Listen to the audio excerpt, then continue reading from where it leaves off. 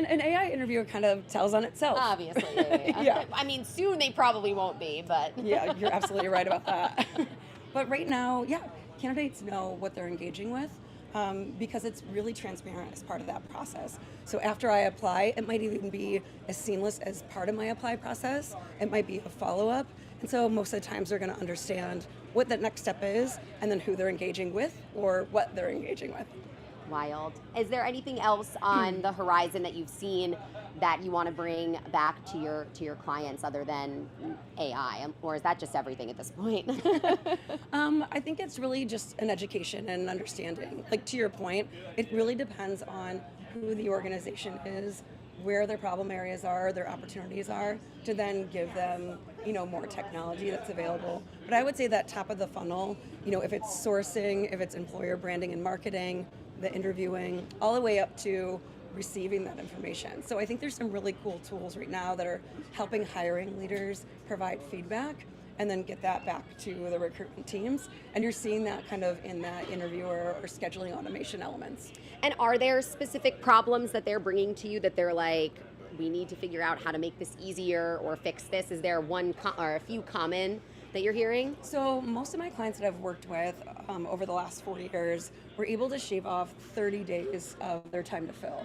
And a lot of that is based on that friction that they experience through those different steps of when a candidate applies to when I have to wait for feedback to interviewing with the hiring leader, waiting for feedback again. So I would say that operational process optimization is a really big element of opportunity for organizations. So it is about AI, but it's also just going back to basics, taking a look at your process and understanding what you have and where you can create some efficiencies. Yeah, how to make it easier, because just from the seeker perspective, sometimes you could go like 3 weeks before hearing anything, and it's like, what if that was a great candidate and they had to move on or look for something else, and then it's lose-lose. Well, and nothing's worse than when you have an interview that you're super excited about, you met the whole hiring team, and then you're waiting 2, 3, 4 days. And if you have really good talent in front of you, some of the same rules still apply, no matter how much AI is involved.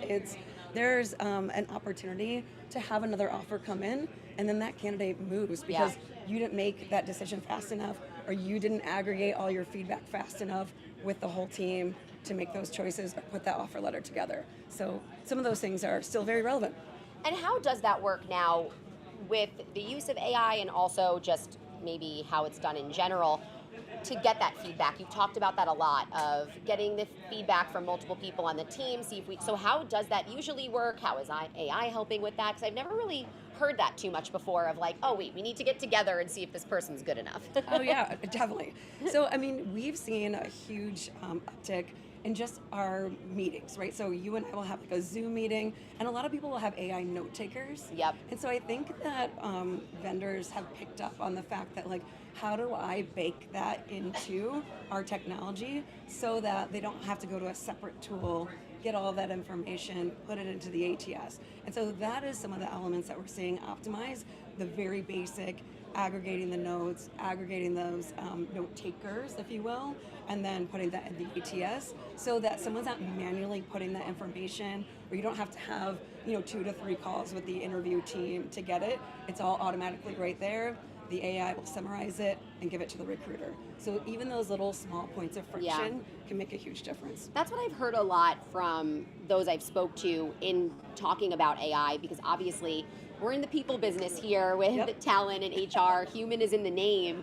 But from some recruiters you were saying that are 50-50, from the ones who don't love the AI, they do like the fact that it just makes their day-to-day easier, even if you're just using it for the operational, not for the person on person, right? Yeah, and I think it's really interesting, like, a lot of people get a little nervous about AI, like it's gonna take over my job, but really, most of the leaders I talk to that are adopting AI right now, they don't want to get rid of any of their people. Yeah. They want to create scale and capacity. And I think once recruiters understand, like, wow, this really helps me do my job better or well, or reach out and build more relationships, then you see that shift start to happen. And I think, again, just what we talked about earlier, it's just an education moment, and how does it fit into that culture and the current process today? Yeah, so speaking of that, how, when you're working with your clients and these companies are adopting a new technology, bringing it in, how is it successful to do that trickle down to the workers to actually use it and adopt it and not be scared of it? Is there like a best practices for that? Yes, certainly. I mean,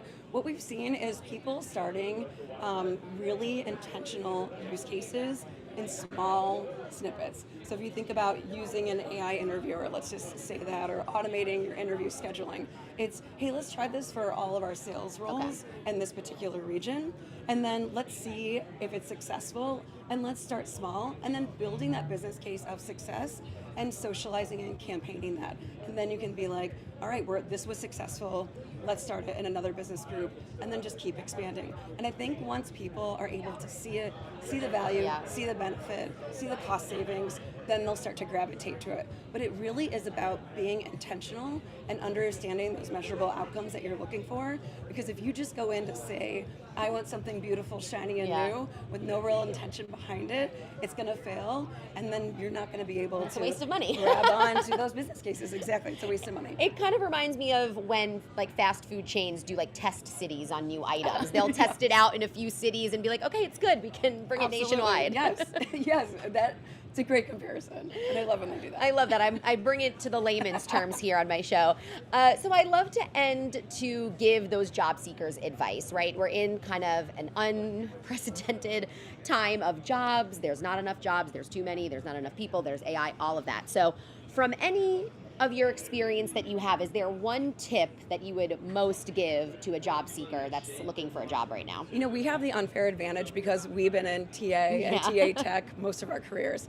But I would say, hands down, if I was going to be looking for a job today, I would go to my community. Okay. I would go to my network. I would talk to the people around me. And I think networking is one of the best absolute ways to find a new opportunity or hear about something that maybe not be so public. But, you know, customizing your resume, being really intentional about where you apply, making sure it's a fit, that never gets old. But network. Every Use your answer network. is like, no more AI, go in person.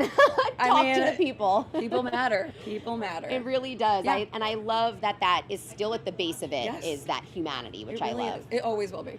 It always will Awesome. be. Well, Yeah. thank you so much for joining us was today. a I really pleasure. appreciate your insight. Thank you. Sometimes on these shows, I'll hear similar things over and over, but I learned something new today about these AI Thank you. interviews. I So thanks love for bringing that to the show. And Great. appreciate all of you watching out there on the live stream. That is it for me today here at RecFest. I'm Jada Montemurano. Thank you for watching and hanging out. We have some other hosts and some other interviews back to back all day on the final day of RecFest today. So thank you all for watching, and don't go anywhere. We'll be back in a second.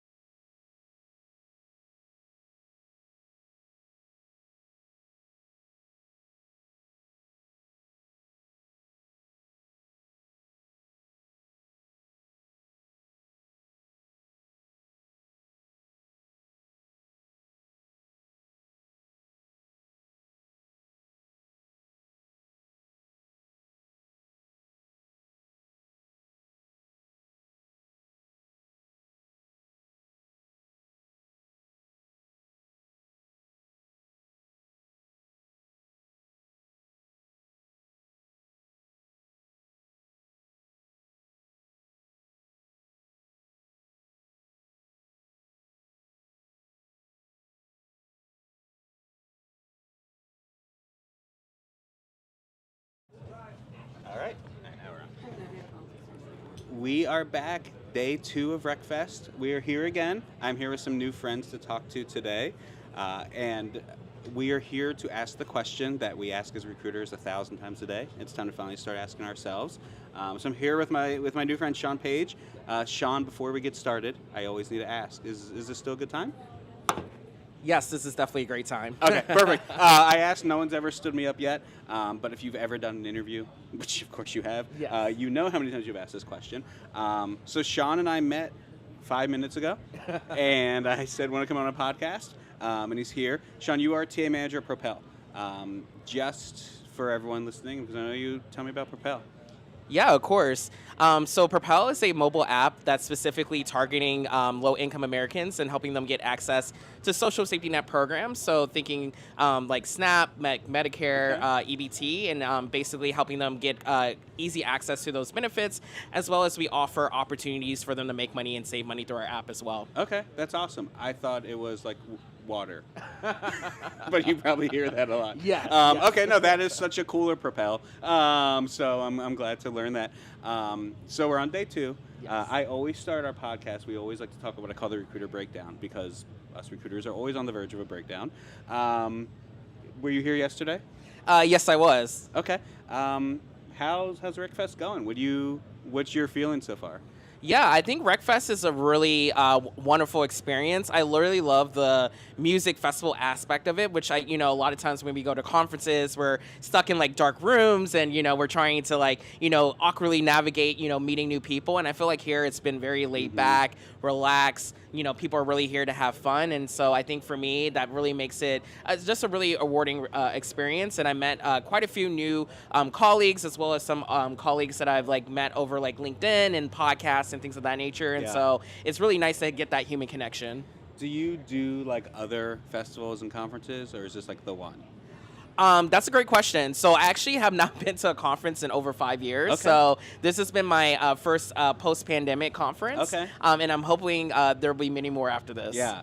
That was RecFest last year for me, and it was sort of the best one. But I asked because I get this all the time, right? It's just how much better this conference is than these other ones, that we're not stuck in the ballroom. Yes. Did you hear anything interesting yesterday? Any talks? Anything sticking with you? Yeah, I definitely did. I did go to a number of AI talks around AI agents and talking more about the AI platforms that a lot of these companies out here are using today. And I think one that really stuck with me was Humanly. I actually got to meet with their CEO, and I had a follow-up question to his presentation. And I'm just really amazed by how much thought he's putting into his platform, and just really thinking about sort of the whole life cycle, and not just candidate interviewing, but how that influences, when we look at JDs or when we look at sourcing and other aspects of the hiring funnel. So yeah, it was a really great conversation. Okay, cool. And something we talk about a ton, on the podcast and in the newsletter, is this is this inundation of AI tools, right? There's a billion of them, and how do we know a good one, and how do we not know, and how do we know what we want to work with? So for recruiters out there listening, as someone who's here and sort of comes to this, came for the first time in 5 years, but comes to these events, how do you know, what makes one of these AI companies stand out to you as oh yeah, you're here to make hiring better, versus oh, you're a tech bro that's just sort of building things for us? How do you know? Yeah, that's a great question. I would say for the way that I look at it, because we're a 100-person startup, is really looking at quality of hire, and do they really understand the definition of quality of hire, and how that really impacts the sort of growth trajectory of a startup. And so for me, what I really look at is, are they really looking at the pain points of what quality of hire really encompasses, and really understanding not just, hey, I'm just throwing out a tool out there because I care about the candidate experience, but let's be for real, us as recruiters, what we really care about is the hiring manager experience, and making sure that they're aligned with who they're talking with. And so someone that's really thoughtful about those insights that can not only recruiters can learn about through those interviews, but also to insights that they can share with hiring managers so that they can be better interviewers is so important. And so whenever I talk to one of these tech bros that are making these platforms, that they understand that this is an ecosystem. This is not just a one-off experience, and we're not looking at one type of users. It's multiple users that are involved in this process, and that's what makes hiring so complex. And so I think for me, that's what I look for. Yeah. Okay, that makes sense. So I want to hear from you, as someone who doesn't know you or kind of what you've dealt with. But I know every time I ask these questions, I hear stories that like it's always funny because I think every listener, every reader, and me, I'm always just like, oh yeah, for sure, heard that one. Recruiting can be a nightmare. Yes. What is your recruiting nightmare story? Ooh, that's a great question. So I think for me, one of my biggest recruiting nightmare stories was actually happened during the offer stage process. Okay. So I was working with this like relatively new hiring manager who wasn't accustomed to our internal hiring process, and so the company that they were accustomed to was used to lowballing candidates. And so I remember one of my recruitment nightmare stories is I was trying to advocate for the candidate. I was trying to coach the hiring manager. I was like, hey, look, I think we really need to like make sure that we're at least aiming for this number, at least above the midpoint, because this candidate's coming in, they have a lot of competing offers. Like, we really should like put our best offer forward. And because they came from another environment that was used to being lowballing candidates, they were really aggressively pushing back on it. And they were like, well, if they're a great candidate, they're going to negotiate and like they'll get to that place anyway. Like, I'm comfortable getting them to that place. And I was like, well, if you're comfortable getting them to that place, like, let's not just start at that place. And so we were going back and forth, and it became such a philosophical issue. And so I was like, hey, you know what? My job here is just to advise you. So like, if you want to go and lowball them and then see if we can go from there, like, let's do it and see. And of course I was right. We lowballed the candidate. They immediately were like taken aback by the lowball. They were just like, well, it doesn't feel like you're respecting my time. And so we didn't even get to the negotiation part. They just decided to decline our offer altogether. Sure. And so for me, that was a nightmare story because, I had to basically start over from scratch that pipeline because this hiring manager decided that they were going to, lowball a candidate. Yeah. That is such the risk, right? And it's such an antiquated view on these things too. Like that's such just the old, like, yeah, we say this and they'll say this, and that's how candidates get that idea. And then candidates pull that crap, right? Where they're just like, well, I know the offer you give isn't the real offer, and we're gonna go. It's just like, why? Like, why the games? And we've all had those managers like, no, we have to do that because like if they're just gonna ask for too much. So I hate for you that it happened, but I love that candidate declined it right away. Like I love when just like a manager has to see that happen. Yeah. And just like, okay. Maybe listen to a recruiter every now and then. Okay, so recruiting's hard, right? The reason I started this podcast, the reason I started the newsletter and do all these things is just like we are out here alone a lot, right? The internet hates us. We're just like public enemy number one in the corporate world, like internally and externally. I feel like recruiters are like the least favorite people like in the spot. How do you cope with it, right? You show up every day, you do this. Like, how do you cope with sort of like how tough this job has become the last few years? Yeah, that's a great question. I think for me, it's really building community. So I have like a community of recruiters that I built over time, whether through my actual job or just through like Slack communities and other channels that I meet recruiters. And recruiters that I met here during these last 2 days. And so I think having a really strong community matters. I think also too, I've just been really fortunate. Like, at my current company, I started off like with low trust with our hiring managers because they had a bad experience, with past recruiters. And so I had to reestablish that trust. And now after 4 years, I have a really strong coalition of hiring managers that really believe in me and, that say thank you all the time and really advocate for me. I think for me, like I've been very fortunate that I was able to turn around that experience. And now recruitment is looked at as a strategic function at my company. Yeah, that's awesome. Do you have how big's your team? So I'm actually a team of one right now. I'm going to be Beautiful. hiring another recruiter later this year. Yeah. Okay. Good luck with it. You are going to get a lot of applications. But anyone, is it remote or is it on-site? It's going to be a remote role. Yes. So whoever's listening, right? I know there's probably out-of-work recruiters. Tune in, get ready. Find Propel, not the water company. Look for the job coming. Sean, I appreciate this. I know you said you have a talk you want to get to, and I pulled you in very quickly. Yes. I'm assuming it is starting right now. Oh yes. So I'm going to let you go. I definitely appreciate it. It was great to meet you. Yeah. Thank you for inviting me. Yeah, of course. And it was great talking. Yeah. Great talking to you too. Sean, thanks. Thanks.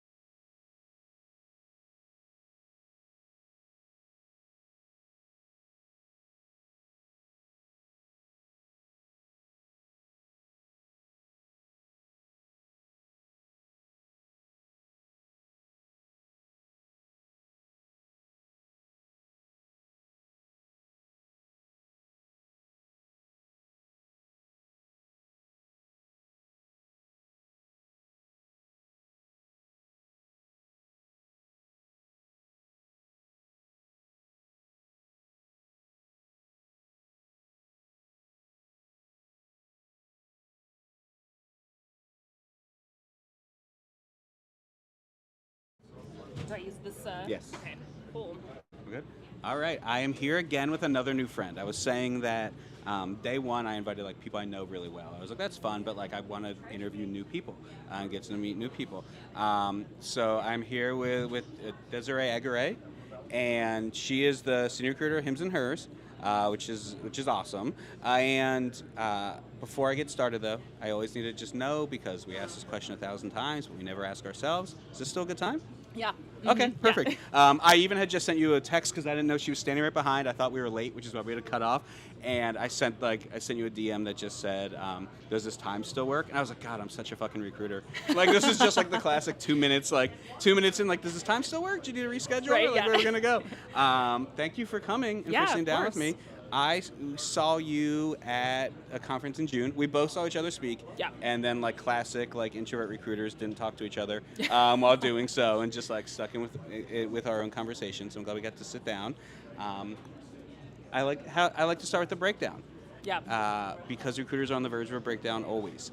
And today and yesterday for the breakdown, what I really like to talk about is RecFest, because we're here. We're here on day 2. How's RecFest been for you? Yeah, it's been awesome. It's Yeah. giving carnival meets conference vibes. Is this your first one? First one, yeah. Okay. Mm-hmm. Yes, it is that different feel. You've been to enough, I'm sure. Stuffy, Yes. Vegas conference room. Yep. Yeah, giant expo hall conferences. This is different. Yeah. The weather's nicer today. Yes, it is. There's Yes. a nice kind of cool breeze Yes, coming in, there's which a has been little breeze. helpful. It's not so hot.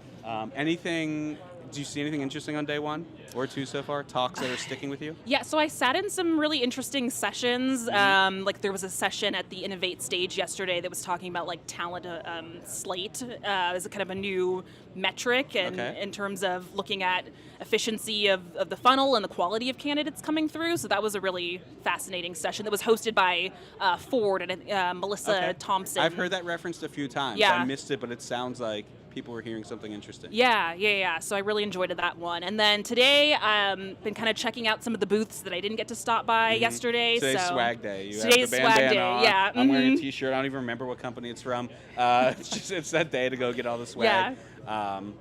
Yeah, awesome. That always is day 2. And day 2 is when they're just like hoping to not have to pack it up also. Right, And yeah, there's like, exactly. yeah, take 2. Yeah, I have I'd two, love to, yep. 2 chupacabras to bring back to my kids. Aw, cute. They were like, well, we can give you 1. I was like, I have to take 2 or 0. Yeah. I cannot come home with one Yeah. of these. This is like when I come on these trips, everything is just like for my kids. I haven't bought them a souvenir on these trips in years. And just Yeah, like, they have a bed full of branded stuffed animals. Aw, cute. Yeah, and it's I just love like, that. yeah, these are real. I bought these. Yeah. Awesome. So we always love to hear from people. One of the things I love asking recruiters, because we all have the same stories with their own little kind of twist on them, and because recruiting is a nightmare, even though we do it and we show up anyway, I want to know, what is your recruiting nightmare story? Yeah. So my nightmare story, this was many years ago. I was hiring for a role, and I had extended to an offer to a candidate that was, the panel loved her. She was a really strong yes. Upon extending the offer, she let me know she needed a visa sponsorship. Okay. And so, there was the moment of dread where you're like, oh crap, like, did I forget to ask questions? Like, how did I get to this point and not know this information? And so I went, I would say, obviously, you're having kind of a panic moment, but you want to tell the candidate, work through this, like, let me see, what I can do. I wanted to get the information about the type of visa, wrote down, took thorough notes of all the details, right?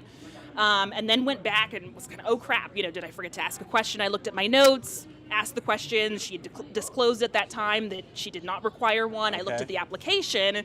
She disclosed she did not require one. So I was like, oh. So then had to kind of, go to legal team, and it was a whole bunch of hoops and things to kind of jump through of like, what can we do? Can we sponsor this individual? Can we make it happen?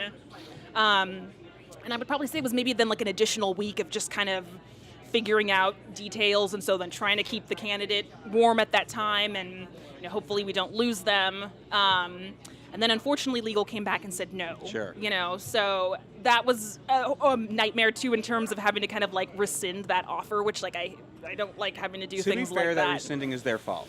Sure. That was yeah. on them. Like, I know Yeah. it sucks to do. Yeah. But like, that almost would make me more upset about the internal. Yeah. Like, because I know that no manager believed you. Yeah. I don't know your managers, Yeah, but yeah. almost no hiring managers I know would have believed you that you actually like checked and made sure and like Yeah. looked and got tricked. Like Right. they Yeah, go yeah. right away to like the recruiter screw up there. Yeah, exactly. Which is probably what happened. But Yeah. like, yeah, that sucks. Yeah. Why do these candidates lie about I know, these things? yeah, and especially like to go through so far through the Yeah. process and then kind of waste hiring manager time and so yeah, it's those types of things that kind of are sometimes out of our control that happen Yeah. in recruiting that are never fun. Yeah. And you know what happened next? Well, I'm guessing what happened next too is that the team continued to not like future candidates because they wanted this candidate that they originally wanted, and just filling this role becomes so much harder. Yes. Yes. Yeah. The worst. You're not going to turn sponsorship around that quickly for somebody. Yeah. So that does suck. And again, yeah, it's one of those things that we've all dealt with. Yeah. And like what I hear when I hear that story is I got anxious immediately because I know the first thought that I think every recruiter would have is just like, I forgot to ask. Yeah. I forgot to ask them right, if they need it. Like I just didn't want to like assume, and then like to have the notes at least that shows you did is nice. Yeah. Proper documentation if you're listening. Document things. Write it down. I'm bad at that. Okay. That is a scary one. Now, I always ask, how big is your team? So we have about 20 on the recruiting team at Hims and Hers currently. Yeah. So you have a 20-person team. I'm sure you're all overwhelmed at all times. Yeah. Recruiting's hard, right? The reason I started the podcast and the newsletter and all these things I do is because I just like, I don't think enough people are just like talking to recruiters about like, yeah, it sucks right now for all these things. I've always said like, I don't want to talk to you about how to like make your funnel 15% more efficient. There's enough people telling you how to do that. Sure. Like, let's just like talk about the truth here. How do you cope with it, right? Like a large team like that, being overwhelmed, a company that has, I know Hims and Hers did a ton of growth in the very short term last year. It was last year, right? Yeah. How many people do you hire last year? Do you know? Just curious, because I know like how quick like Hims and Hers just like had to blow up like last year. Yeah. Offhand, I don't know, Yeah, but I mean, at least for this year, for the operations and high volume side, I feel like we probably hired about at least 200. Yeah. Yeah. So even when you say like a 20-person team, right? Like 200 hires is too many for a 20-person team. It's just like whatever the size is, there's too many hires coming. How do you cope with it, right? How do you cope and like build a community and like keep showing up? Yeah. So we've really started to make our recruiting like team meetings more intentional. So changing the focus from like a short, weekly session to maybe doing like a bi-weekly session where we're having some learnings where we're, sharing our knowledge. For example, like we have some great sourcers on the team that are good at using AI. We have some members on the team that are really good with like reporting. And so using those sessions to share our knowledge, also highlight wins. So we've been starting to highlight, a team member who's doing a really solid job. Like I feel like you can never do enough of that, and some of that also gets lost, in the day-to-day, just the amount of hiring that we're doing. So that's been really nice. And then I think also starting to show our metrics a little bit more, like what is our North Star, what are we trying to get to, and how do we get there together, like what are some of the gaps we're trying to fill as well. So yeah. I love hearing like that. I last year I spoke at RecFest, and I remember a question from someone in the audience is like, how do we get recruiters and hiring teams like on board and have what's going on? And I remember I specifically said the same phrase. I said, share the wins, right? Like where I worked at that time, we had a Slack channel just called All the Wins, and it was just like nothing was too small to put in there. And I don't think enough people do it, like you said, right? Like, and like be the person at your company who just like calls out every good thing from people, right? Who says this sourcer got me 5 candidates today who were all amazing, and like she's doing an amazing job. Like I think sometimes people think like the win you share has to be like monumental, right? We filled this role and it went amazing, and not as simple as just like this little task was done and it was great. And people show up for that, and they remember the people who say it. Right. We have a recruiting coordinator who's holding it down for the high volume side. I mean, she's a beast in terms of the amount of interviews she's scheduling, and just even highlighting, thank you for scheduling like 10 screens for me, and I know there's 5 other recruiters you're scheduling for as well. So things like that are important to call out. Yeah. I love hearing that. And of course, right, just like events like this are so huge, right? Like I'm sure you have met so many people that you only knew from the internet. Yeah. Or things, right? And that's so fun. Or the one in June where it's even smaller. Like small events like this are great for that. I just think that like for recruiters listening and like who read the newsletter and all this stuff, like I push these events and conferences on them so hard. And I'm like, I'm not getting paid. Like, I don't get any like cut of like your ticket, but just like it changed my career. I think when I started coming to things like this, and I just think that like so many of us now are like alone and working remote, or like you have a 20-person team, which is great, and so many recruiters are a 1-person team. Who just like even in their own company, nobody in their own company even like sort of likes or respects them enough, and like everyone outside of their company hates them too because they're a recruiter. Like these events are where you like remember like, oh yeah, like we're all doing this. Yeah. Exactly. We're all going through it together. Yeah, amazing. I'm so glad you could join. I'm glad we got to sit down and finally talk in person. Yeah, it's great to like I said, I think it was like June. I saw you. I told you before we started, but I'll tell them like I saw her giving a talk and she was on a panel, and there was someone on the panel who I disagreed with everything they were saying, and every time they said something I disagreed with, Desi responded with exactly what I would have responded, or like wanted someone to respond. I was like, yes, her. Great. Thank so I'm you. glad we got to sit down, and I appreciate you joining me. Yeah, likewise. Yeah, it was nice to meet you as well. Yeah, same. Enjoy the rest of the Yeah, RecFest. thank you. Yeah. I hope to see you at a future RecFest and some other conferences as well. So I'm sure we'll see each other around. Yeah. Yeah, thank you. Amazing.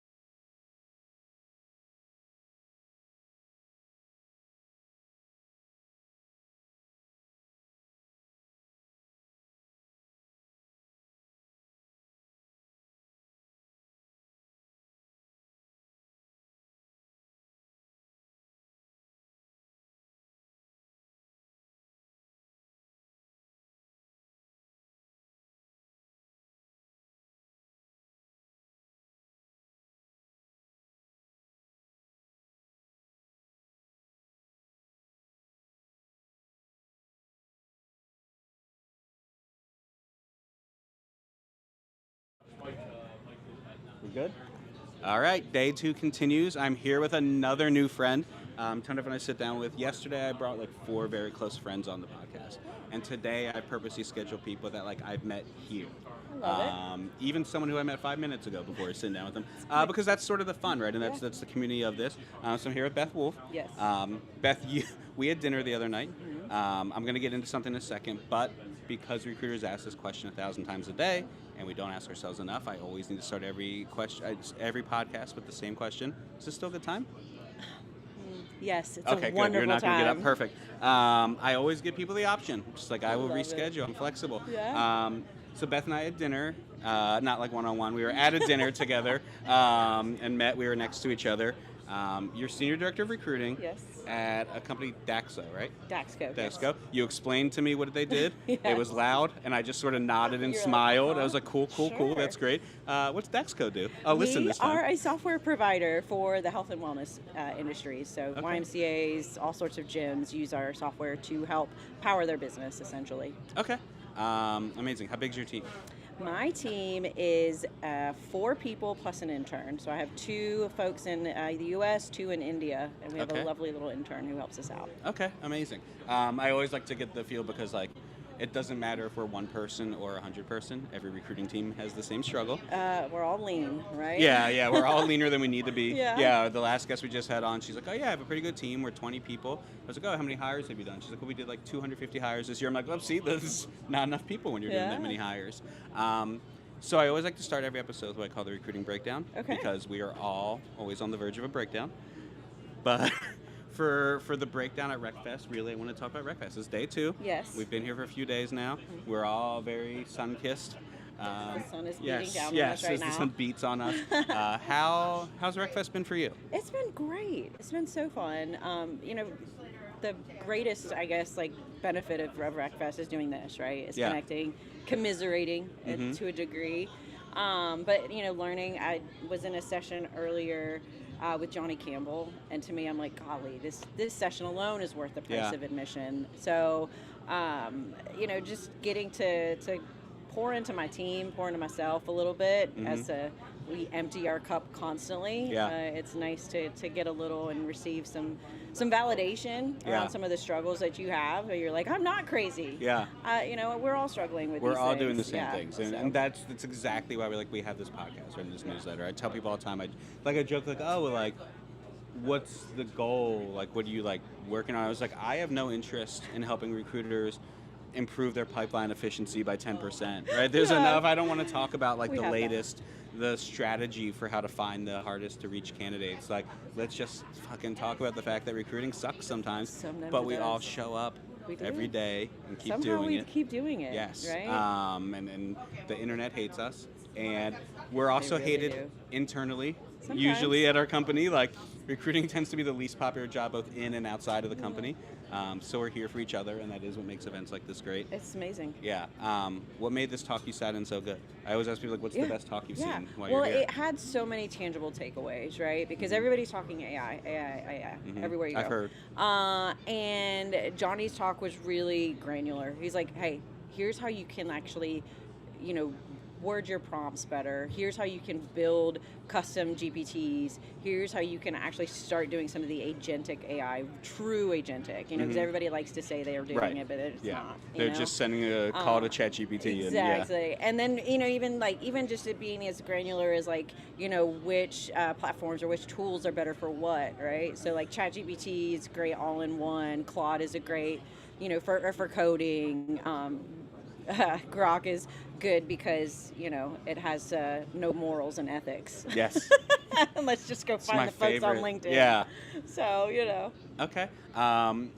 Yesterday, it's so funny because I feel like today people are really having good takeaways in the talks. Yeah. And yesterday, everyone was just like, I was just looking for a shady place to sit down for half an hour. So I wandered in, and whoever was talking, I was just like, whatever. Yeah, I sat in a lot of talks yesterday where I was just playing on my phone in the back because I was just like so hot. And I felt bad. I was like, you know what? People have done that enough to me, so it's fine. All's fair, right? Okay. Now I need to ask you. Yes. You can tell this story from a current company or an old company. You don't have to tell us anywhere it's from, but recruiting is a nightmare. Sometimes. And I always have to, you don't have to preface it. Recruiting is a nightmare. But we still show up. We do. But I need to know, what is your recruiting nightmare story? Ooh, gosh, I just can only pick one. We can do a longer episode sometime, and so you can give me 4 of them. It's funny because I was talking to somebody just last night, and it's always like, a hiring manager or somebody who just goes rogue, right? Yes. And just does their own thing, and they just like throw something at you, and they're like, hey, we're making this offer. And you're like, we don't even have a fucking position open. What are you talking about? An offer? Yes. Where's this offer coming from, right? And like legitimately happened yesterday where like, hiring manager made an offer for a job that literally has not been posted yet. Like, are we getting a recruiting nightmare story the day after it happened? The day after it happened. So like, jobs approved yesterday and, offer goes out and we don't even have it approved or we don't have the candidate even in our system. Yeah. So it's great. It was someone they knew. It's a previous employee, like talk to him, we're going to make this offer. Cool. It's over budget. That's awesome. Love that. Yeah. So, and why is it always sales? Like, why is it always a sales? It's always sales. It's always sales. And I love my always sales a VP team. of sales. I love them. They know I love them. But I'm like, why are y'all always the rule breakers? Because they know they can do it. Because they know, because they're the cool kids. They're like, we're bring cool in the and we money. bring in the cash, baby. And just again, if it just doesn't work, we'll just fire them in 3 months. I'm like, I don't want to hire people with that idea. Quality Yeah. So. Yes, every sales VP I've ever. We were hiring an SDR once at a company I worked for, and as soon as the interview was over, this SDR, because salespeople all do the same things, right? This SDR recorded a Loom, just like the internet tells you to do.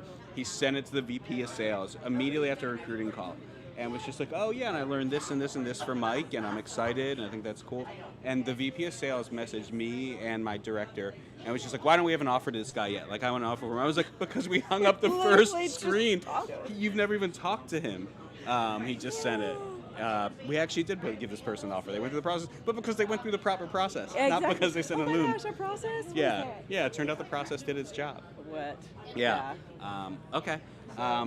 That I love that we got like a day later story. Well, and they know I love them. Because people are usually like, a couple years ago at an unknown company, you're no, like, no, this Acme company. Co. Yeah. So, but I mean, like, again, our teams are usually great, Yeah. and I mean, and we'll work it out as we always do, right? Mhm. That's what recruiting does. I feel like we can always kind of like, put lipstick on a pig and make it work. Yeah.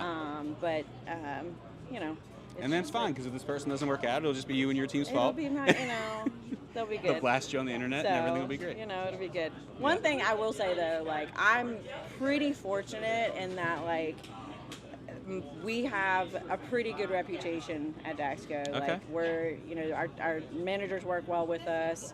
They're not usually skirting the system. They understand, and we're not as hated as I've been at other. Yeah. You've been there a very long time, right?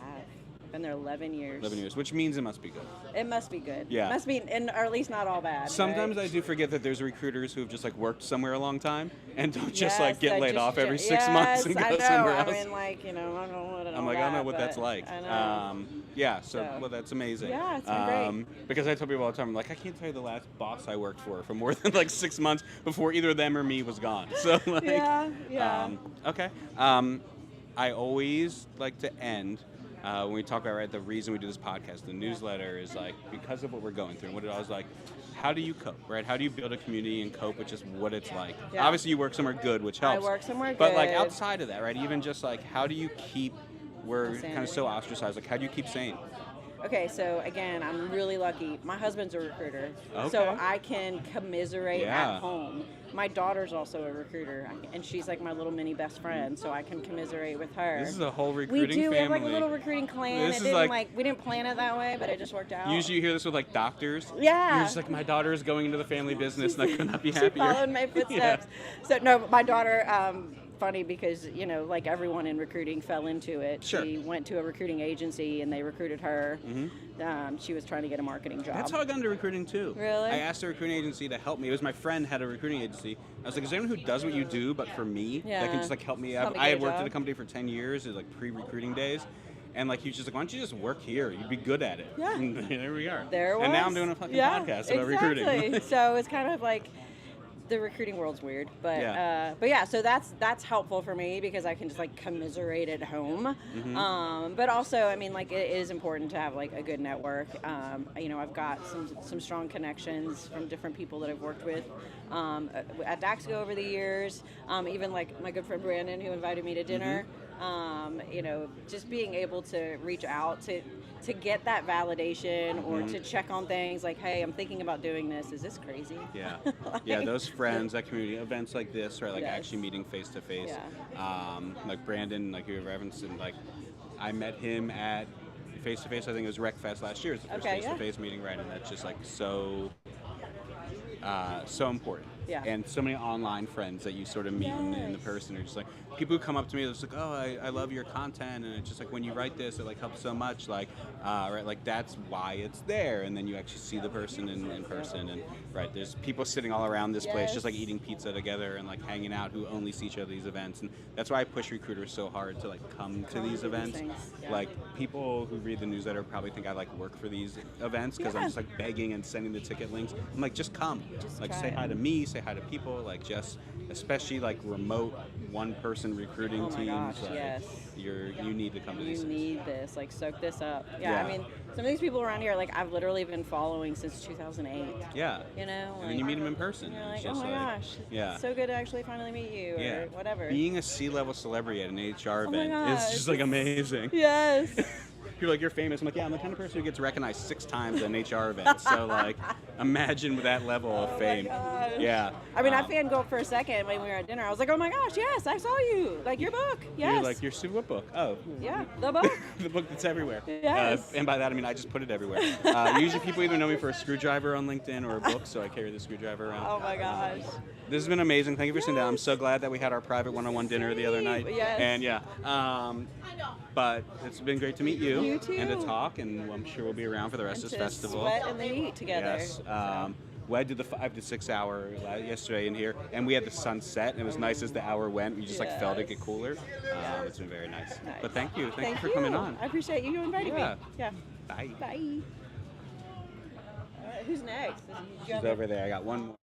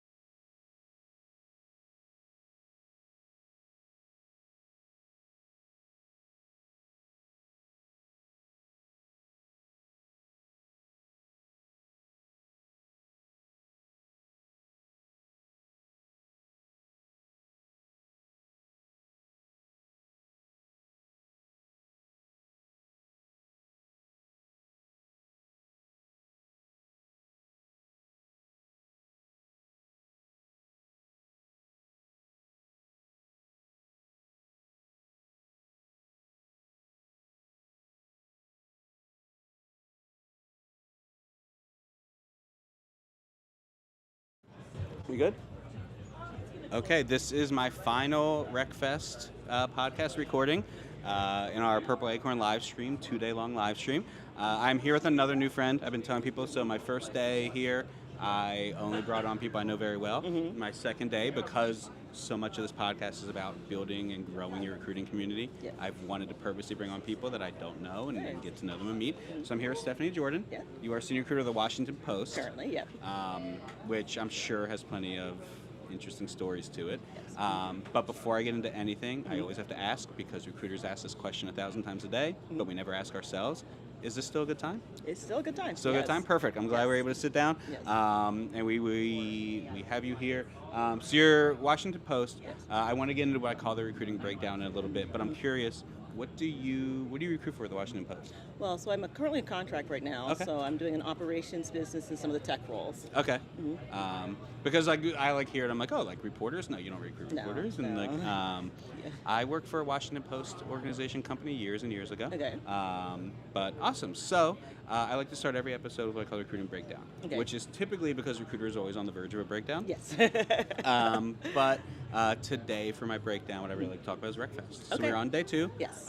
You've been here for the 2 days. How's RecFest going for you? It's been amazing. So this is actually my very first RecFest. Okay. I have always wanted to go, and this year was the first year I actually was able to make it work. So, I go to a lot of conferences, and this is completely different from anything I've ever been to. Yes. And I did do my research a little bit before I came, so I knew what to expect. Because originally I was like, I'm going to come with all my work stuff, and I'm going to do all this. And I was like, no, just come here and relax and be amongst your peers. And it's very, very relaxed, and it's just like very impactful, I feel. Yes. So it's been incredible. It is such a different vibe. Yes. I mean, it's, obviously you're outside in the sun, which changes that's every, but it's it's the less stuffiness. Yes. You say you go to a lot, so I'm guessing most of them are like in Vegas at giant convention centers. Exactly, And I've been to all of those too, right? And they're overwhelming, and they're hot. Well, it's hot here, but there's just they're loud and they're lit up, and overstimulating. This is nice. You actually get to have real conversations. Exactly. Yes. Have you gotten to sit in any interesting talks that are sticking with you? So yes, yesterday I did one about AI, the fraud detection candidates, because that's something that's very big that we're dealing with. Sure. And then neurodivergence as well, which is really important to me. And there's been a lot of really interesting things. Was that the one with there was an AI app that helps companies dealing? Yes, someone else told me about that one yesterday. And I was like, because I am neurodivergent, and someone it never occurred to me I always hear the opposite in terms of AI being used to sort of weed out folks with neurodivergence, or sort of like working against us. And it's like, oh, this is a tool that can actually help. Like that's like, wow, that is something I never even thought about. So that's really built cool. by somebody who was neurodivergent themselves, right? And sort of, and that's something that one of the things I talk about a ton on this podcast and the newsletter is like, there's so many AI tools, and like it becomes our like instinct to almost fight them. Yes. But it's not that AI itself is bad, right? It is the who's building it, what's the purpose? Is it some tech bro who's just like, I know how to solve this, versus someone who's like, my expertise works here. And that's what I love hearing about that one, is it's someone who's just like, this is a problem I deal with. Exactly. And this is my knowledge. And I told a story on like another episode about like when I was at HR Tech, this company grabbed me and they do like AI therapy, an AI therapy bot, which right away just like sent a little like chill down my spine. I was like, no, I don't like that. I don't like the chat GPT people are already using it for therapy. But they were like, no, you have to meet this woman. And they brought me over and she was just like Harvard educated, Harvard professor, research paper studied, and like she's who like built this AI. Wow. So it's not chat GPT like hyping you up, right? She's like, you have to demo it. Like I put 20 years worth of like therapy knowledge into this LLM. And the conversation was like talking to a real therapist. And she was like, I'm not replacing therapy. You don't do this instead of actually going all the time. But like, if you needed to talk to, right? And like, I was testing it and like really trying to kind of push it, and it responded in the way that an actual therapist would. Not just like, okay, well, here's what to do. And that's the feeling I get when I hear multiple people tell me about this AI for neurodivergent folks. So it was really fascinating. Yeah, that's awesome. I always like to ask everybody, because recruiting is a nightmare. What is your recruiting nightmare story? Okay, so I was thinking about this, and this is actually the very first role I ever worked in as a baby recruiter about 9 years ago, because I started as a recruiting coordinator and a sourcer. And it was for the company I worked at. It was supposed to be a role to visit temporal. Someone had an accident, and they ended up passing away. Okay. And so this is my very first role, working on a role where someone who had passed away, dealing with a very emotional team and a very sort of stressful situation, because it was like, well, what do I do? What do I tell candidates? And dealing with that, and I didn't know the person well, but also like dealing with my own sort of sense of things. And so managing that situation was very interesting. I was like, if I can deal with that, I can deal with anything else, because it was just very, very, very heightened. And we found a great candidate that the team loved as well, but it was just a lot of like moving pieces that were just like, oh my goodness. And that story's hard, and I've been in one of the reasons I love talking about like recruiting nightmares is because I feel like we've all had similar situations. Like every listener, every reader, like we've had something similar. And I've had the same thing where I placed somebody and it was a little bit longer into it, but they wound up passing away. And, right, there's these like memes online and jokes about like, oh, if you die, the company will replace you. Keep going. And that's hard because there is a callous feeling to that. But at the same time, business does go on for this company. And like it might sound crappy to have to say like, so I had to find someone else and kind of go, but it's just like, it's not that we're sad this happened, but this company can't stop operating because someone that they're about to employ did. So like, of course they're going to replace you. It's different in the grand scheme of life, but it is still an employee who they plan to have that's no longer with the company for whatever reason. So I think that story's hard. It's heightened emotions, and you feel bad about like, I'll just replace and do this, but at the same time it's what you're supposed to do. That's hard, and these are things recruiters deal with that people like don't think about. Like they just think we're sort of sitting there like, haha, death, and now I fill a role again. It's like, corporate go. It's like no one wants to do this. No one wants to deal with that. No one wants to, but like it has to be done. Be very sensitive about it for everybody involved, and that was just like, it was eye-opening, and I'm glad that I was able to be the one to work on this role. And it's funny because I think you started telling me this story last night. But we were in like the loudest bar and party ever. And I was like, I have no idea where I can only hear half this story, but I'm excited tomorrow to hear more of this story. Okay. Now, what I always ask people as well, right, is it's hard being a recruiter, right? The internet hates us. Yes, they do. We're like the least popular person in corporate right now. We are. We're hated both internally at our own companies and externally in many situations. How do you cope with it? Like, how do you deal with that and build a community and sort of keep showing up anyway? Well, part of me is like, well, I'm being the one to combat that sort of mentality of visibility. Like I try to be like, if I'm going to go out here and talk about recruiting from a recruiting standpoint, like for me, it's like, okay, I'm going to try to demystify it, especially for like, because I have a lot of friends who are job seekers, and I, we used to post online about job seeking stuff as well. It's like, let me be the person to come in here and like pull back the curtain so you can see exactly what it's like, but also understanding like there's but so much one can do. Like I literally have had conversations with people like friends about ATSs and then telling about like, okay, literally breaking down, this is how it works. And being told, I don't believe you. And they don't want to. They don't want to hear it from you. Right. So at that point, it's just like whatever. That is a you problem. So. But I mean, really, for me, I think also just being as empathetic and open and sort of being a champion for people, especially for candidates, is a big thing for me. And just having the visibility of like, I really want to be here. I want to show you all that I am the one here. I'm here to help. I'm here to help the candidates. I'm here to be like a champion for my hiring managers as well. Like I know this is hard. Like let me take as much off your plate as possible and make this process as easy as possible and really be like your partner and guiding you there. So I mean, this is a lot of like, I kind of like joke, it's like I feel like being a recruiter is like being a project manager in a way, because you are the project manager of all these things, like being like a competent project manager and also being a brand ambassador. So it's a lot of high visibility, but sometimes at the end of the day, it's just like, all right, whatever. If you don't like me, you don't like me. That is what it is. I know that I like what I'm doing, and I know what I'm doing, so I gotta like just let it dust off my shoulders. We are the face that most people see. Yes. In many cases, the only face of a company if they only do one interview. Yeah. And we are the ones who have to say the hard things, right? And pass along the bad news and do all those things. And it gets tiring, right? And it's where events like this are so helpful, right? Yes. Like the podcast, the newsletter, events like this, it's all about everyone out there remembering, like, we're all doing this. We're all going through the same things.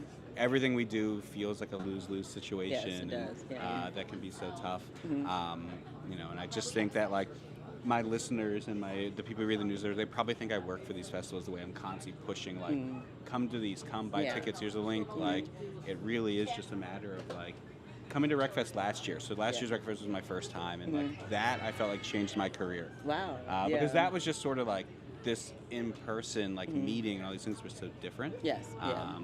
It was amazing. Yeah, this is really incredible in that sense. It's just like there's so many people here who I have like followed for years. I've been in community with for years and have never met in person. Like, wow, I actually have a conversation. I just met with Joel like a moment ago. I'm like, I've again been following with him for years. Like I used to like post on Twitter and stuff with him, and now it's like, wow, it's like meeting a celebrity. Like Joel is the celebrity around here. Joel and I, this is a funny story. Joel and I live 15 minutes from each other. Oh wow! Yeah. We've only ever seen each other at events, except hilarious. for once where both of our families went to the same beach one day, and like we ran into each other. We're 15 minutes away. We could see each other anytime we want. We only do it like at this event or when we go to Vegas for an event. Because that's what happens in life, and that's why these events are so important. And you get to meet people. I met Hung Lee earlier today. Nice. I read Recruiting Brain Food every Monday, and I met him and got to talk to him, and I was like fangirling, right? I was just like, oh my god, like when people come up to me like, oh, I love your content, that's great. Like that's how I feel when I see like him. And that's just so cool to be able to come and do those things. Awesome. Well, I'm glad we got to sit down. It's amazing to meet you. I know we've had a fun time. I know RecFest has been fun. The Purple Acorn live stream is continuing. Nice. I don't know who's next, but I've done another hour. This is hopefully kind of another episode here. And I'm glad we got to sit. And Stephanie, I hope people find you online. Yes, please do, And I appreciate you joining me. Thank you so much for having me. Yeah, absolutely. Thank you.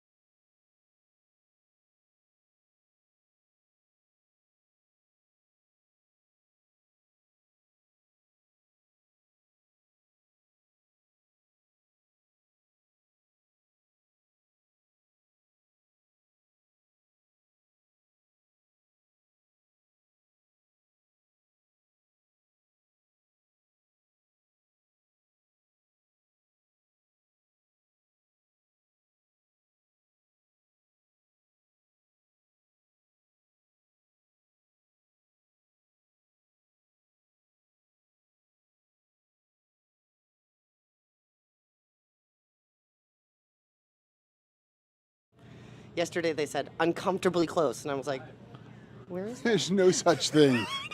There's no such thing as uncomfortably. Hello out there, Purple Acorn World. John Baldino, so glad to see you all. I'm with my friend Kat Kibben. Hi. Hi, how are you? Fantastic. So good to see you. Thank you for having me. Anytime, I'm going to start with this. Yes. Because this is amazing. Labor of love.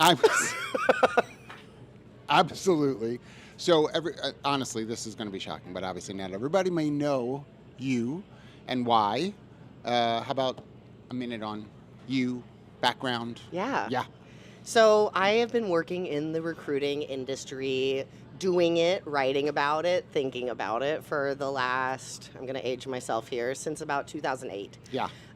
And I've read all the leadership books that everyone else has. I'm a type A kind of person. I want to do it right. Wait, what? Wait, type A, everybody. And for many, many years, I think I always thought that the problem was me at work. When I interacted with hard managers, with tough situations, I thought I just had to be better. Yeah. And fast forward many, many years, and I start my own business, and I realize that it's the toxicity of management that gets copied and pasted. It's not the people. Yeah. And what I learned after an adventure of selling everything I own and moving into a van for 3 years is how to navigate uncertainty with confidence. And that's the leadership book I wrote. Yes. It's about figuring out who you are so that you like yourself and you can lead your people. Yeah. So that is so well said, by the way. Thank you. I love how succinct. That's awesome. So I have a few things based on that.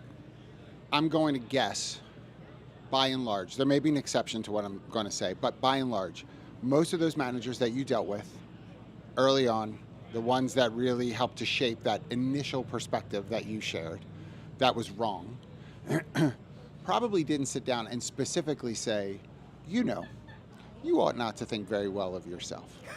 Exactly. Right? I mean, Yeah. genuine. I mean, you may have the one jerk who's like, you got a problem, blah, blah. But by and large, there's a lot of that you inferred and assumed and adopted, perspective-wise. Why do you think that happens?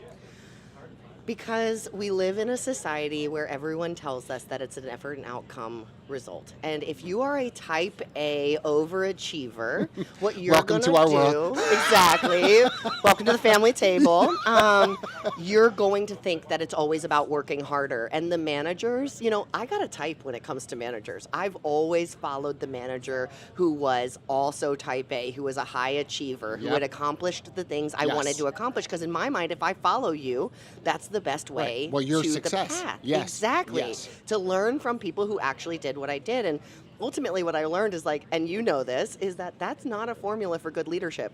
You're not going to get the best leaders out of your best performers. Yes. And that transition is a real inspiration behind this book, because I, as a manager now, have a lot of empathy for people I would call a bad manager back in the day, because they were top performers who were put into leadership positions and completely untrained. Yes. And that, I know someone is going to tell us that it is different, but by and large, many of these organizations still are moving in very, very sparse ways, under a head count for what's needed.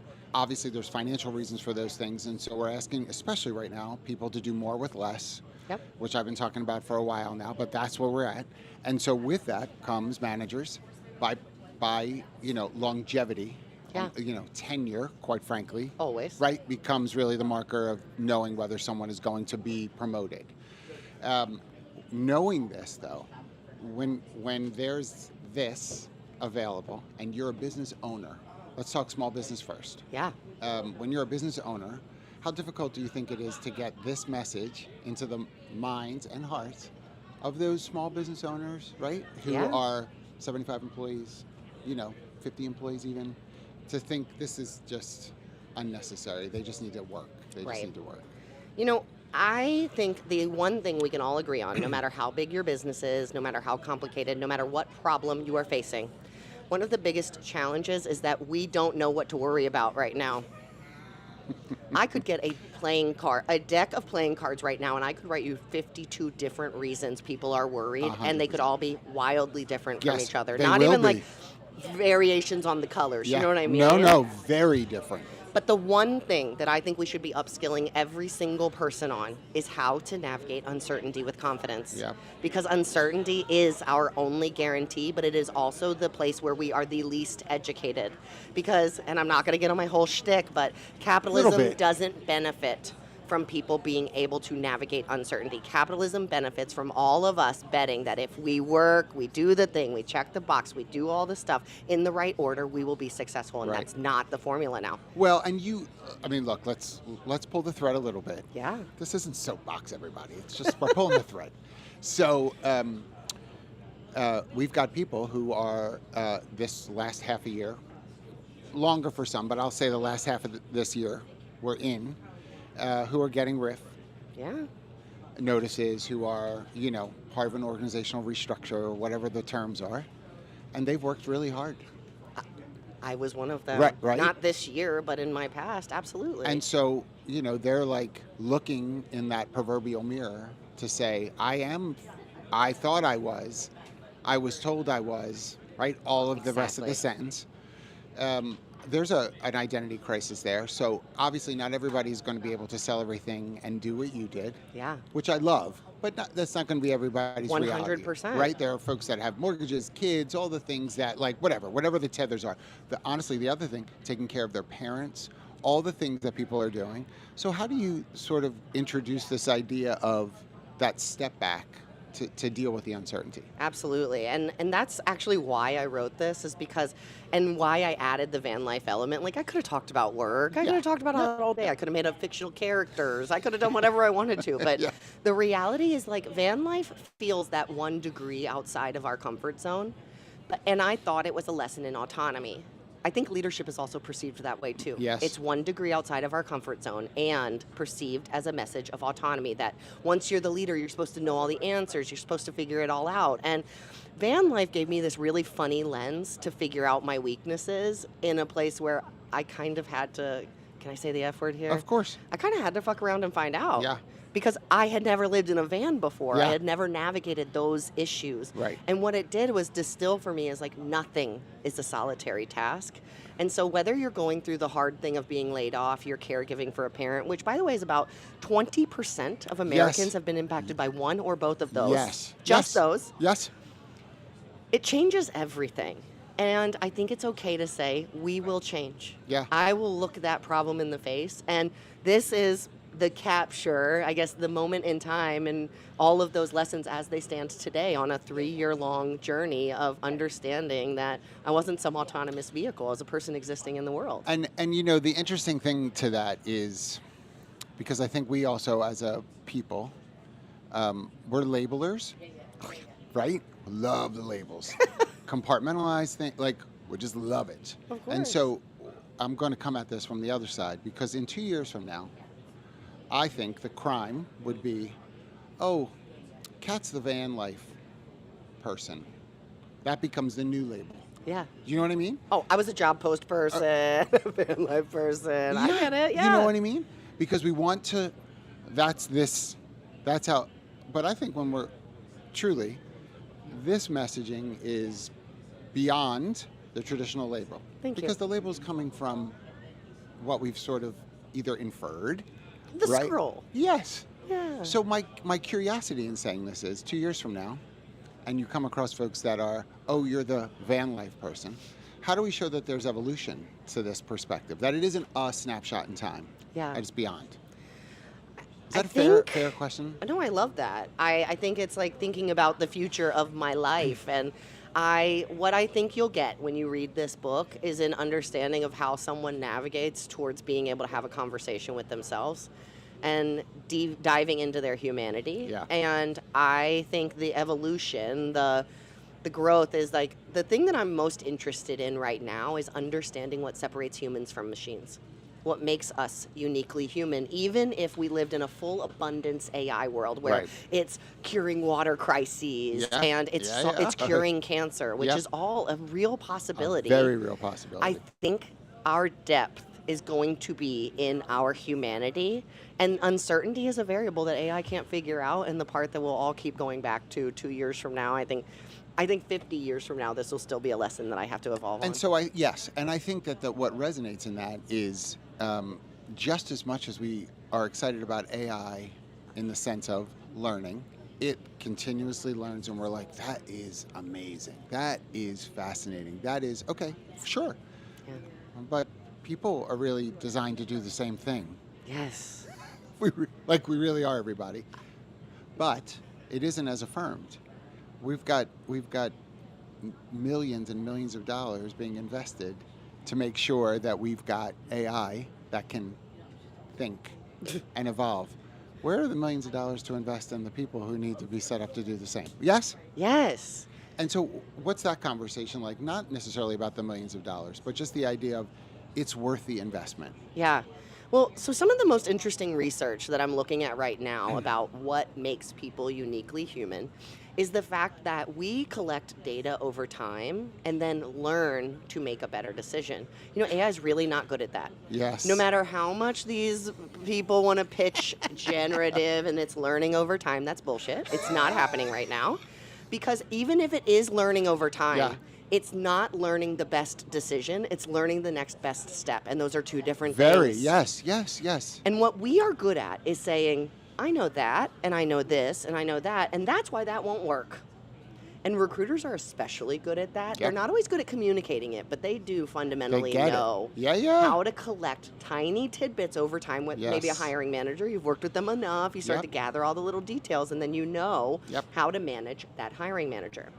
Alternatively, I think we're going to see people, and the value of people is going to be their intelligence. And that's why, if there were ever a time to double down on retention, this is it. Yes. Because your internal employees understand the problem you solve better than anyone. Yep. And those are the people who are going to help you figure out how to add AI. It's not AI experts because they don't understand the problem. Yeah. And forever, that's been my argument on a lot of these HR tech vendors is they don't love problems. And if you don't love problems, you can't solve them. And look, y'all, right? So I in the last minute that we have, I do want to ask, though, when you say all of that, and I'm with you, but when you say all of that, it runs counter to the more comfortable messaging. Of course. Right? We're saving money by erasing people. Right. And we're more efficient. We are more whatever. Yeah. I think we've got an opportunity right now to be very, very double down minded in the investment to people. So give me 30 seconds on, you have 30 seconds with the CEO. Now I'll go upstream, enterprise level organization.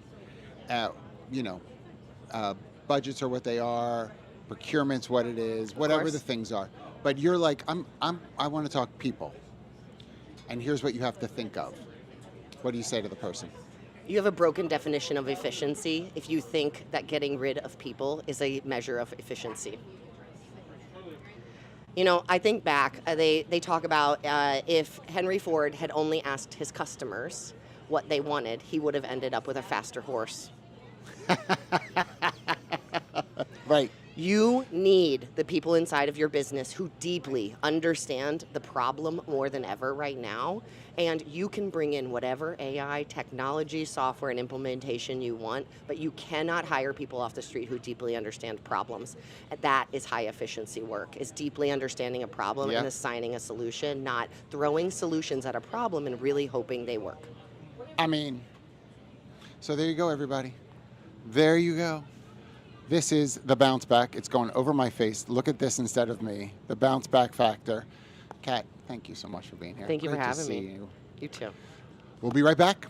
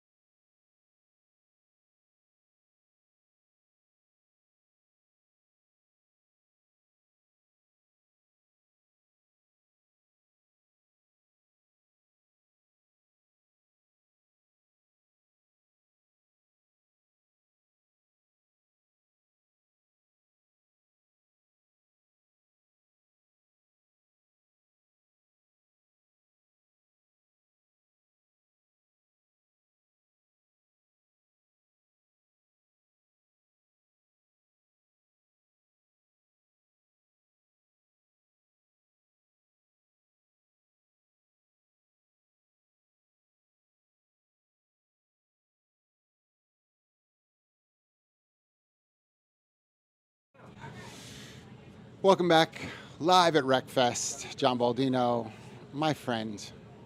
This is so good for me to start with you, Eric. Congratulations. Thank you. Thank you. This is, I mean, it's substantial. It's a labor of love. Yes. So don't drop it, you're going to hurt your foot. I want to give the appropriate, 90-second opportunity, though, because not everybody knows you, understands where you're coming from. Like, not just like jobs you've had, but slant and how you're approaching work. So, speak. So, like many folks here, yeah, I ended up in the recruiting profession by mistake. It was not planned. I've never heard that You've before. never heard that here.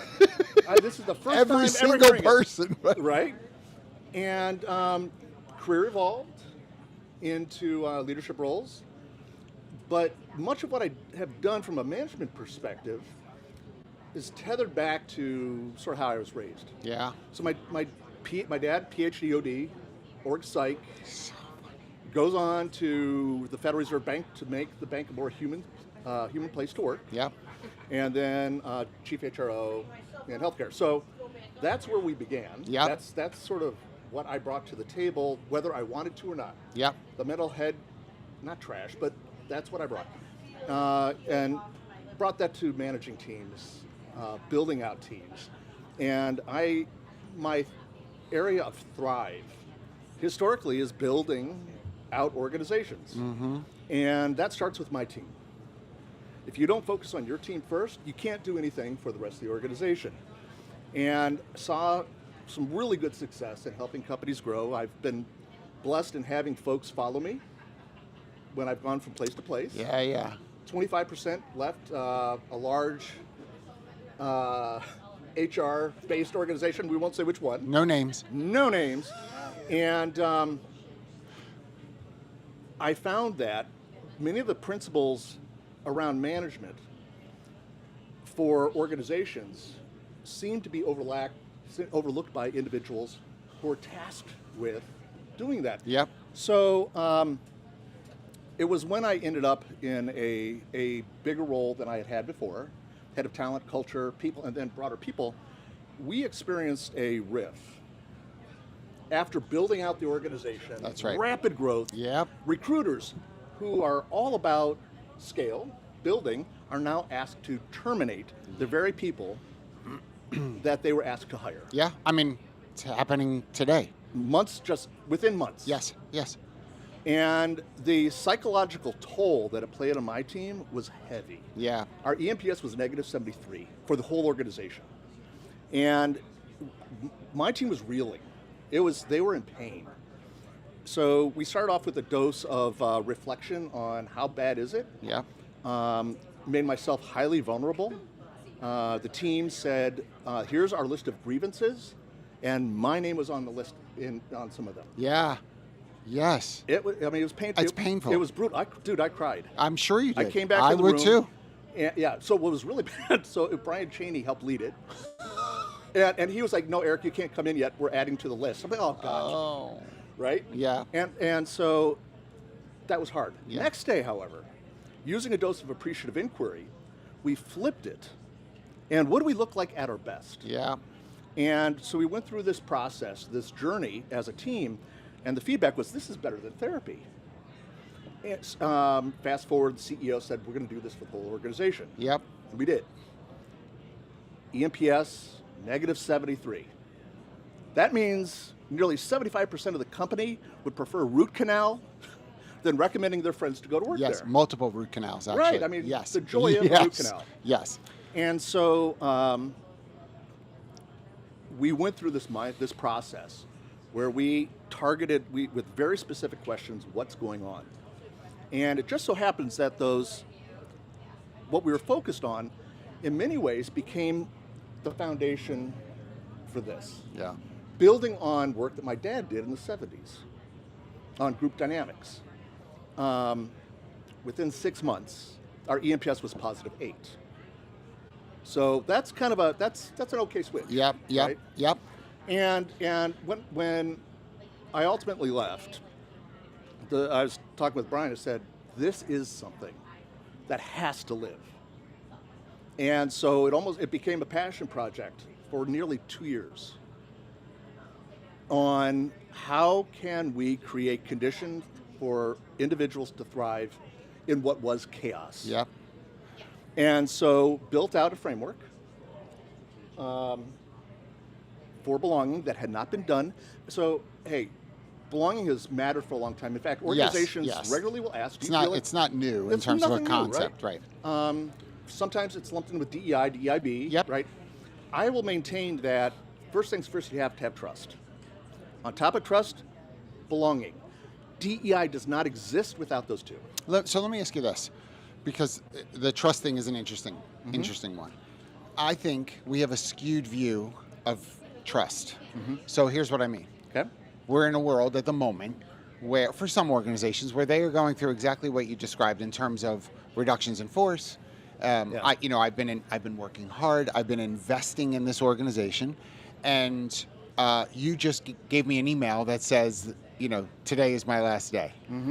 I should never have trusted you with my work effort if this is what was going to happen.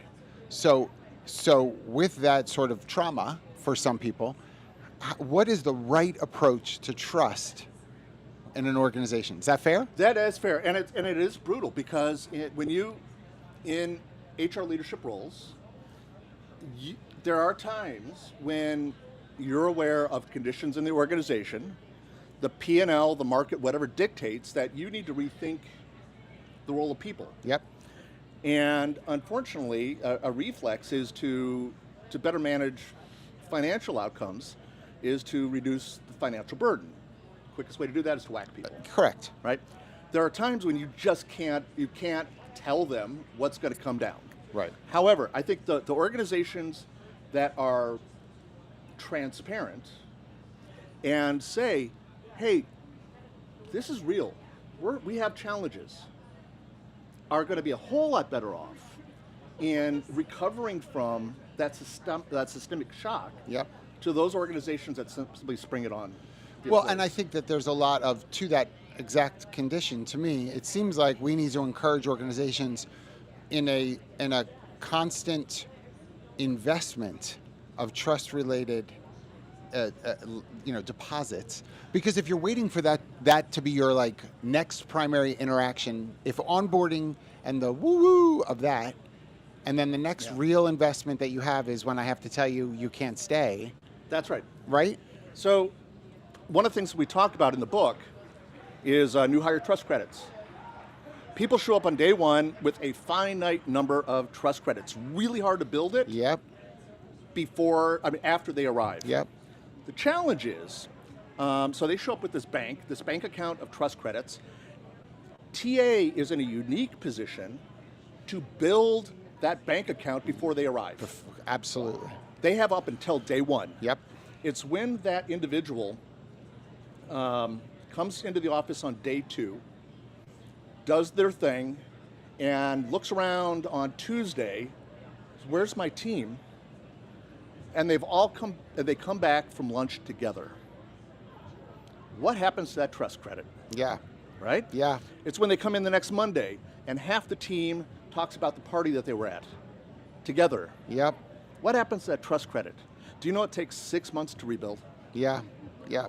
Yeah. And years ago, there's an article in the Wall Street Journal that said people know within 90 days whether or not they made the right job change. Yeah. I actually think it's shorter than that. It is shorter than that. Yeah. And I wonder if, especially in doing this book, right, and doubling down on this concept of belonging, which I believe, using belonging as a measured component. That's critical. Yeah, so talk about that. So how often do conversations with finance go where the CFO says, that's squishy, how do you measure the ROI? Yep. Most HR initiatives, whether it be new technology, right? Yes. It's squishy. Yes. And they don't like... Sentiment is tough, because it's squishy. It's squishy. And it might change next week. It might, yes. It absolutely might. So what I did was taking a look at metric crap ton of research in the market on psychological safety, Yeah. on inclusion, support, connection, purpose. What do those look like when tied to corporate outcomes? Has that been measured? As a matter of fact, it has been. Yes. You can measure outcomes associated with each of those pillars and in some cases be predictive. So what I did is created a model that looks at those 5 pillars and a maturity model on top of it. Yeah. So you could actually diagnose down to the manager level where belonging is happening and not. Now, why does it matter if belonging is happening? Better Up and Harvard Business Review did a study not too long ago where they found that high belonging organizations outperform their competition by 56%. Hence. Whoa! Hence. Hence the 56% solution. Yes, that's right. Yeah. But wait, there's more. Yeah. High belonging environments have 50% less attrition. They have 75% less sick days off.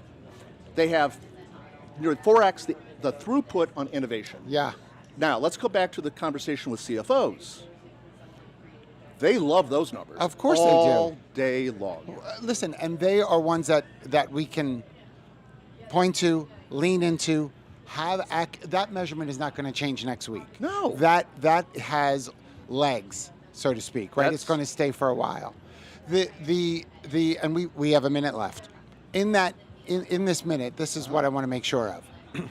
If you are if you're working with an organization where belonging hasn't really been approached this way, what do you recommend, sort of like that first step towards belonging being a consideration?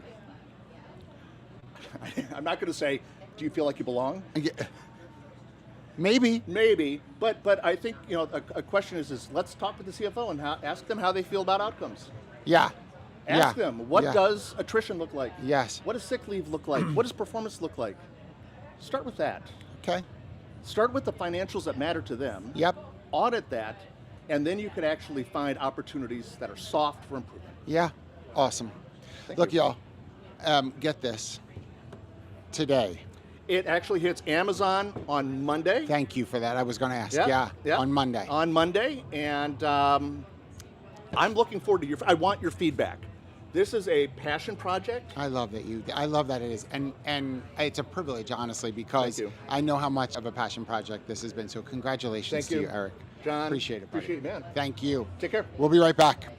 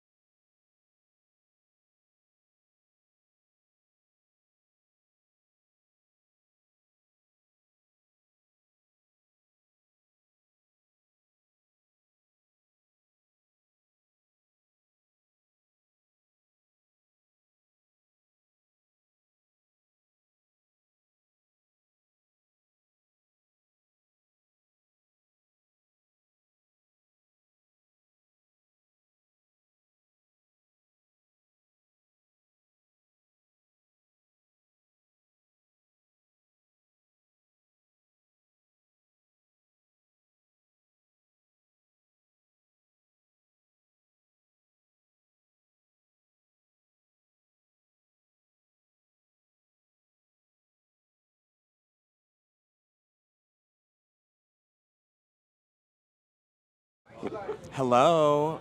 Hi, everybody. Welcome back to the Purple Acorn live stream coming to you from RecFest in Nashville.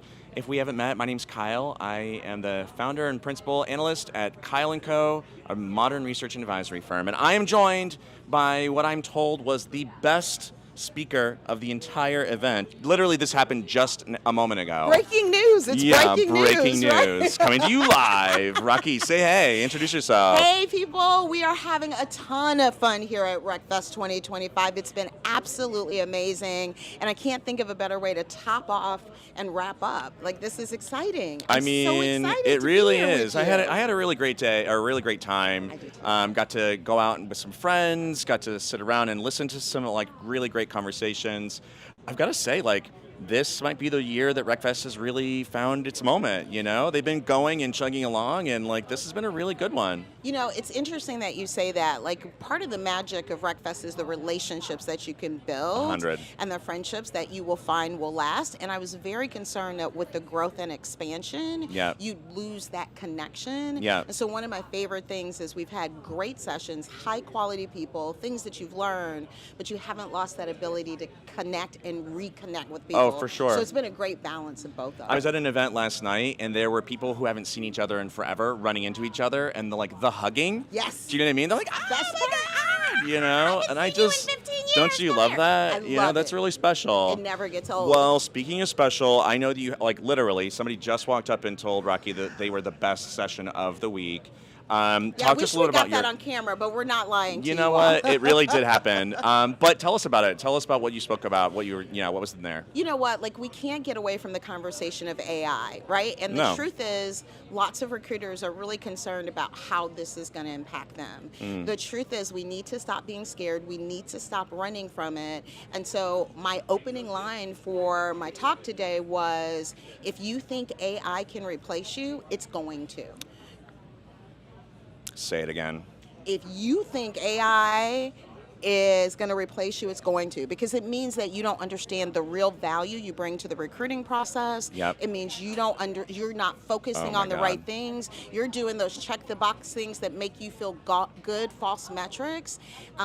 You're not focused on the humanity part of the conversation. So if you really are really sincerely nervous that, you know, AI is going to replace you, you need to really take a step back and look at what work you're doing, why you're doing it, how you're doing it. The good news is we talked about how AI can make you replaceable, and I think that's the thing that people need to be thinking about. What are the things that we can use where AI takes the repetitiveness, the admin, gives us data, makes us look like heroes, but the truth is we are the people who do the work. Sure. And so you can't lose sight of that. Well, I think it's really interesting. That's a very empowering message. It's a warning sign, but the other side of that is an invitation, you know, to take ownership of like meet this moment, right? Well, and anytime we see a transformation, so the other thing that I said is I've been recruiting since 1991. Here was my tech stack. My tech stack was a telephone, a phone book, which some of you listening to this will be like, what the heck is a phone book? Yeah. And it was, instead of like Salesforce or CRM or ATS, I had a piece of paper every day where I wrote names on it, and I had a 1 to 100 because I had to make 100 calls a day. Jiminy Christmas. The thing about growing up in recruiting there is that when new technology came, we never saw it as a threat. We saw it as an evolution. Yeah. The fax machine showed up. I didn't have to mail resumes anymore. Yeah. The computer showed up. Oh, I don't have to use the typewriter. I can send email. Job board showed up. Like, we never saw it as a threat. LinkedIn showed up. Google showed up. It continued to evolve. But those of us who started recruiting way back when, Yep. we kept the focus on people. We kept the focus on the discipline and the art and the science of doing the work. Sure. And we learned that these tools were just that. They were tools to make us better. Yeah. This could be more catalytic then, because what you're describing, I completely can see how we got there. Recruiting did become very task-oriented.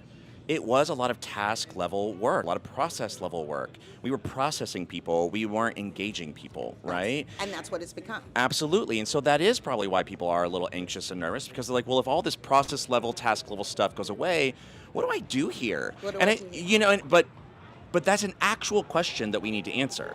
It is. Right? That's not like throw your hands in the air. It's not philosophical. It's not. It is not abstract. It is very immediate. We need an answer to that. We need an answer to that. And so part of the thing that we did is we talked about these various parts of the interview process, right? Like, let's talk about the intake.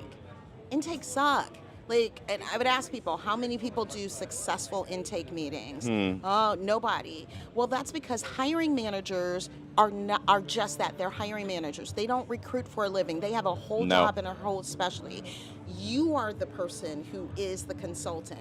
Are you showing up that way? And you can use AI to prepare you. You can use AI to come with data. You can use AI to come to give you that expertise that you may not have had time to find or research before because you've got 20 open recs on your plate. Absolutely. But now you do, so it changes the game because that intake sets up everything else in the search. Yeah. AI is not going to build that relationship with the hiring manager. AI is not going to help recalibrate. AI is not going to build trust. You do that, and if you don't understand that, then we're just... It's not going to build partnership. It's not going to build accountability. Absolutely. It's, you know what I mean? It's going to gaslight people, you know? That part. But I think that's really important, I mean, because we're here at an event where there are tons of technology providers, a lot of solution providers.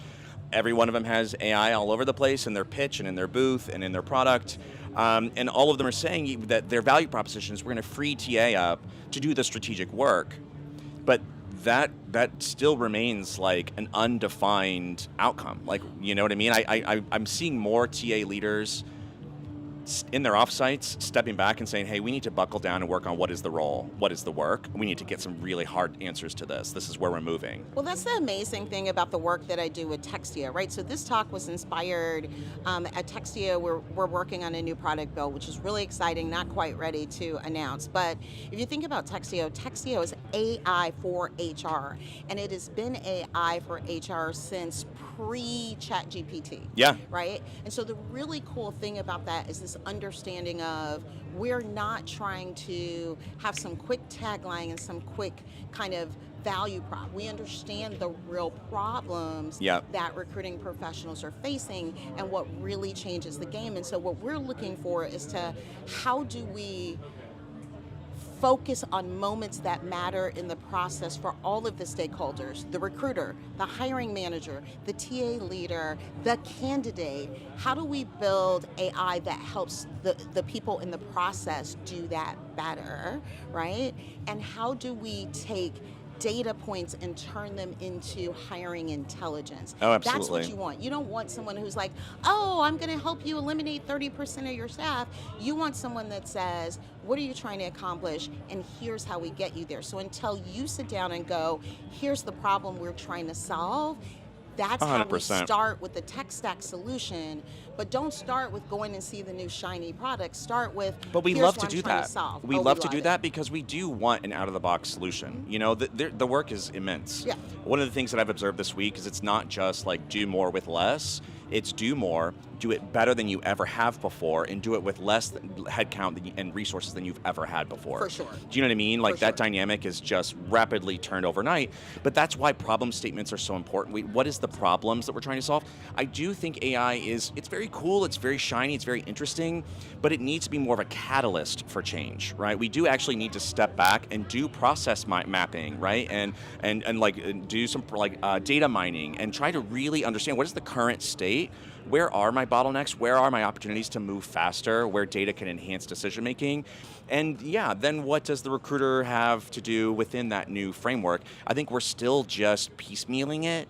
I don't think, and it is circumstantial because we're having to deliver on this at the same time as we're trying to innovate and evolve. Absolutely. Do you know what I mean? So I do understand why we haven't done all of that deep delving and all of that redesign because we don't have capacity for it.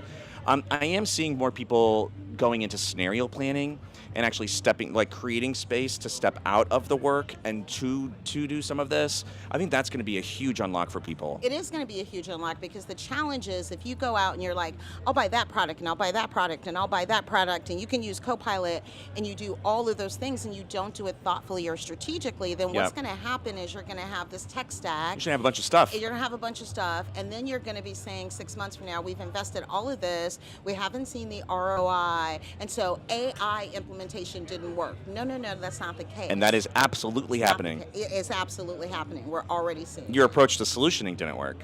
Yeah. Yeah, right. All right. Well, Or you skip the solution. I mean, literally, you just buy the tech, which is the easy part, and it's not easy. But all right, so we're talking about the need to like completely rethink things, to look at like to build new frameworks. I would love to hear a little bit about Diversiology, which is a framework that you have built, right? Yeah. Tell us a little bit about it. Plug your heart out. We're really excited. So, one of the things that I'm really passionate about is it just shouldn't be so damn hard for people to show up at work authentically. Yeah. And we know I'm not going to do and have the whole conversation about the weaponization of diversity, equity, and inclusion, but what we're finding time and time again is that people still want to do the work. They still believe in belonging. They still know to recruit great talent. Yeah. You've got to make them welcome. We also are fighting other problems, right? We work in these hybrid or virtual environments. Trust is broken. AI is coming in. People are fearful. So how do we build that connection and we build that belonging?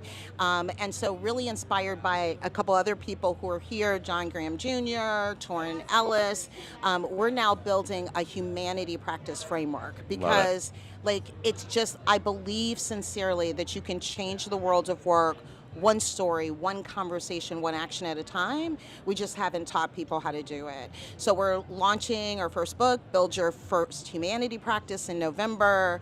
We'll be doing humanity practice certifications and teaching people how to become humanity practitioners at a deeper level starting in January. Fingers crossed. I literally have to send somebody, our developer, a final check so he can do the final work on our assessment that we're launching. So if you want to know if you have a human-centered work culture, I love that. Here's what the competencies are. And if you don't, here's how you get there. We're launching that in December. And then the piece de la resistance will come in late Q1 of next year, where we're giving employees access, daily micro training to learn, this is what I can do today. Here's how I build my humanity practice. Sure. And giving our HR practitioners the data they need to see how their culture is evolving in the day-to-day. real time. Yeah, right. Because it's so hard to see the forest for the trees. You are constantly underwater, right? And so bringing it right there into that flow of work for them. We're solving for everybody else's problems and neglecting our own. We need to, I love to hear it, and I wish you the best. It's also so funny you're saying it's coming way out in late Q1. Like, babe, that is not far away. It is 22 seconds away for sure. Trust me. I'm feeling the pressure. You better write that check, babe. You know what I mean? Yeah. Okay. That's a Howard family phrase. Y'all don't let your mouth write a check that your ass can't cash. And my mouth just wrote the check right here. I mean, I'd love to hear it. Yeah. And what a highlight for us to wrap up RecFest with. I think it's so cool that we got to sit down and hear some of this like incredible stuff that you're doing. It also is encouraging to me. I'm a researcher, and like I'm supposed to be studying the industry, and it's hard to make sure that I'm not too far in the ivory tower. And so be able to sit down with you, who is fucking doing it, you know what I mean, and doing it well, and inspiring people, and hearing that we are seeing things very similar. It means like I'm sure we have a lot of nodding heads back home. People are like, we can do this. We can do it. You know what I mean? We really can meet this moment. We can meet the moment, and we don't want to miss the moment. So, let's stay focused. Let's make sure we don't forget it's about humanity. Yep. Let's make sure that we're using technology to our advantage to make us irreplaceable, and don't miss the moment, because the moment is here. Absolutely. Like, it's not coming up. No. You don't have time to there's think not about anymore. There's these no wait and things. see, baby. It is here. Yeah, absolutely. Yeah. Well, and you know what? Speaking of here, like, get out. Get out, build that business case to get out here to these events, come out and build new relationships, reinforce existing ones. It's going to take a village, but these village people are a party. Like, they it ride. really is. Yeah, they we ride, really do. Right? They ride. That's so funny. I was introducing two people last night. I was like, oh no, she is one of my actual ride or die. Yeah. I'm making ride or die friends at industry events. Do you know what I mean? Like, I ones. love that. Yeah, the right ones. Yeah, the right ones. Well, I think this one is one. Yeah. All right, Rocky, thank you for joining me. What a way to wrap. Everybody, thank you for tuning in to the Purple Acorn live stream this week from RecFest. It has been an absolute blast. I hope you had some fun times listening to some new conversations. We will see you here next week at the HR Morning Show. Bye, everybody. Bye, everyone.